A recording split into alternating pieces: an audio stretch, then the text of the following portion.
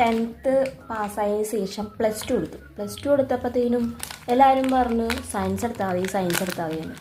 ഞാനാണെങ്കിൽ കൺഫ്യൂഷൻ അടിച്ചോ, ഒടുക്കത്തെ കൺഫ്യൂഷൻ. ആരെങ്കിലൊക്കെ എന്നെ ഒന്ന് ഒരിടത്തോട്ട് തള്ളിയിട്ടാൽ ഞാൻ അങ്ങോട്ടേക്ക് ചാടാൻ നിൽക്കുകയാണ്. അപ്പോൾ കറക്റ്റായിട്ടുള്ളൊരു പ്ലാനിങ് ഇല്ലാത്തതുകൊണ്ട് തന്നെ എൻ്റെ ഫ്രണ്ട് പറഞ്ഞപ്പോഴേക്കും കൊമേഴ്സ് എടുത്തങ്ങ് ഞാനങ്ങ് പഠിച്ചു. എനിക്ക് എന്താ കൊമേഴ്സ് എടുത്താൽ എന്തുട്ടാണ്, കൊമേഴ്സിൽ എന്താണ് പോലും എനിക്ക് അറിയാൻ പാടില്ല. അത് പാസ്സായി. ഞാൻ എന്ത് ചെയ്ത് എക്കണോമിക്സ് എടുത്തു. എക്കണോമിക്സ് ഡിഗ്രിയിൽ ചേർന്നു. ഞാൻ മഹാരാജാസിലായിരുന്നു പഠിച്ചു കേട്ടോ. അപ്പോൾ എല്ലാവരും പറഞ്ഞു മഹാരാജാസിൽ പോയി പഠിച്ചു കഴിഞ്ഞാൽ തൊലഞ്ഞു പോകുമെന്ന് പറഞ്ഞു ആ കാലത്ത്. അപ്പോൾ എൻ്റെ മുന്നിൽ അവിടെ കയറണം എന്നുള്ള വല്ലാത്തൊരു ആഗ്രഹമൊക്കെ ആയതുകൊണ്ട് ഞാൻ അവിടെ കഷ്ടപ്പെട്ട് എങ്ങനെയൊക്കെ ഞാൻ കയറി. ആഫ്റ്റർ ദാറ്റ് ഞാൻ എന്ത് ചെയ്യണമെന്ന് വിചാരിച്ചിരുന്ന സമയത്ത് 6 മാസത്തെ ഡിപ്ലോമ കോഴ്സിന് പോയി. അതിന് ശേഷം 1 മാസം ഞാനൊരു CA ഓഫീസിൽ പോയി ജോലിക്ക് കയറി.